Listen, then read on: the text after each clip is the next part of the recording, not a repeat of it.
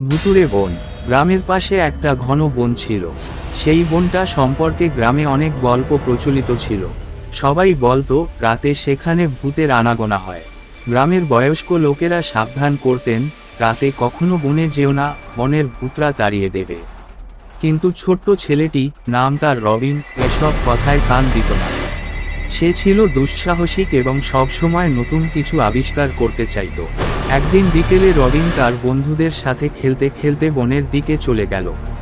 সে ভাবল একটু ঘুরে দেখি, সন্ধ্যার আগেই ফিরে আসব। বন্ধুরা সবাই তাকে সাবধান করল, কিন্তু রবিনের কৌতূহল তাকে থামাতে পারল না। সে একা বনে ঢুকে পড়ল। বনের ভেতর ঢুকে রবিন প্রথমে মুগ্ধ হয়ে গেল। সবুজ গাছপালা, পাখির ডাক, বাতাসের শীতল পরশ, সবকিছুই তার মনোমুগ্ধকর লাগল। সে অনেকটা পথ হেঁটে গেল, পাখির পেছনে ছুটল, ফুলের গন্ধ নিল।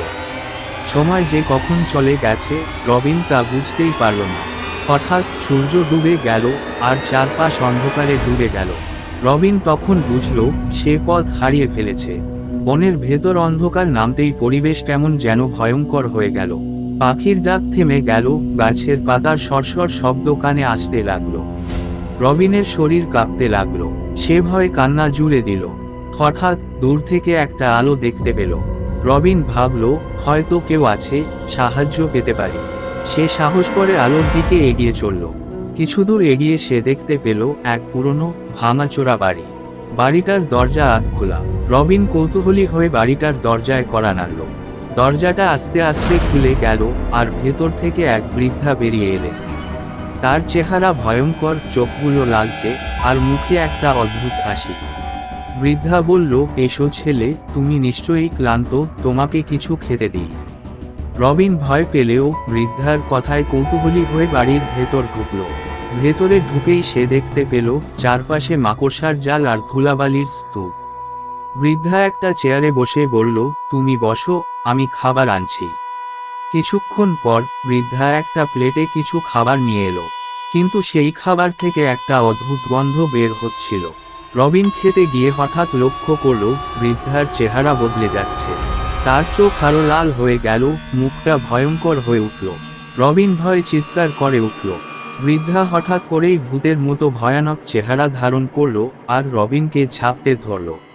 তুমি আমার কাছ থেকে পালাতে পারবে না, বৃদ্ধা ভয়ঙ্কর স্বরে বলল। রবিন আতঙ্কে দৌড়াতে লাগলো। সে কোনো মতে বাড়ির বাইরে বেরিয়ে দৌড়াতে লাগলো, আর বৃদ্ধা তার পেছনে পেছনে ছুটতে লাগলো। রবিন বনের মধ্য দিয়ে দৌড়াতে লাগলো, কিন্তু পথ খুঁজে পাচ্ছিল না। গাছের আড়ালে লুকিয়ে পড়ল। বৃদ্ধা তাকে খুঁজে পায়নি, কিন্তু তার ভয়ঙ্কর আওয়াজ কানে আসতে লাগলো। রবিন অনেকক্ষণ গাছের আড়ালে লুকিয়ে থাকলো। বৃদ্ধা খুঁজে না পেয়ে গা ঢাকা দিল। রাত কেটে সকাল হলো।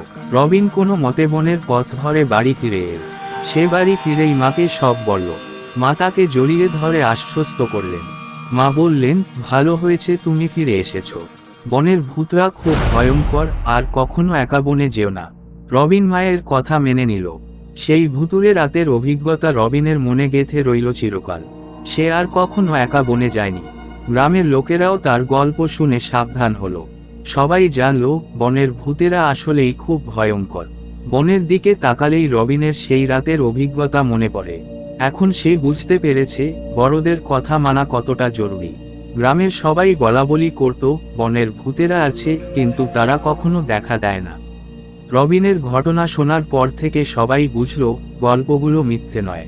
বনের ভূতেরা সত্যিই আছে, আর তাদের থেকে সাবধান থাকতে হবে। রবিন এখন বড় হয়েছে। সে গ্রামের স্কুলে পড়ায়। সে তার ছাত্রদের সবসময় সাবধান করে, বড়দের কথা মানো, আর কখনো একা বনে যেও না। ছাত্ররাও তার কথা শুনে, আর বনের ভূতের গল্প শুনে ভয় পায়। রবিন তার জীবনের সেই অভিজ্ঞতা সবাইকে শোনায়, যেন কেউ তার মতো ভুল না করে।